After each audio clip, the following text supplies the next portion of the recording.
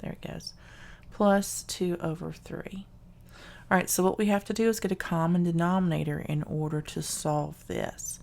So the first thing I see is that 6 is a multiple of 3. Remember, we want to find the least common multiple, the LCM, and that is going to be the lowest number possible for all of these numbers concerned. So if you set our multiples of each other, it's a really easy thing to just scale this one up to match this one. So what I mean by that is I'm going to take this one and multiply it by 2 over 2, which we know 2 over 2 is 1, and you can multiply any fraction times 1. So saying 2 over 2 is easy peasy.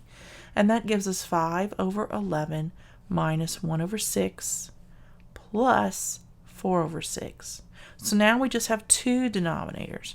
So now what we're going to do is we're going to multiply, because 11 is a prime number, we're going to multiply each of these by the opposite denominator. So what that means is we're going to multiply this by 6. So that's going to be 5 over 11 times 6 over 6 minus, and we're going to multiply this by 11. 11 over 11, I mean. So that's going to be 1 over 6 times 11 over 11 plus 4 over 6 times 11 over 11. And that's going to give us a common denominator of 66 all the way across.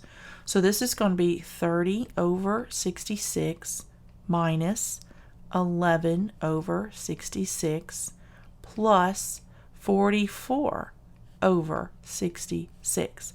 That is what we're going to do. And so all we're going to do is now that we have a common denominator, we're going to go straight across. You do it in the order that it calls for, okay? So 30 minus 11 is going to be 19. 19 plus 44 is going to be 63 over 66, okay? You can't just combine these or combine the, you have to do it in the order it occurs or it's wrong, all right? Now we see 63 over 66, we have some commonality here. We have some common factors. So I'm going to write those factors out so you can see them. I see 3 times 3 times 7. That's 3 times 21.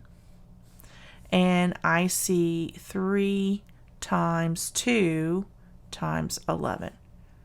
Right? That's going to be 3 times 22. Well, the only pair that I can get rid of is a pair of 3s. I can factor those out.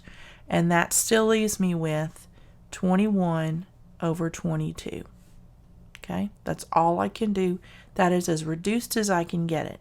Because these factors that are left, there's nothing in common to cancel out. So 21 over 22 would be the answer to the problem that you got wrong in lesson 1 and 2.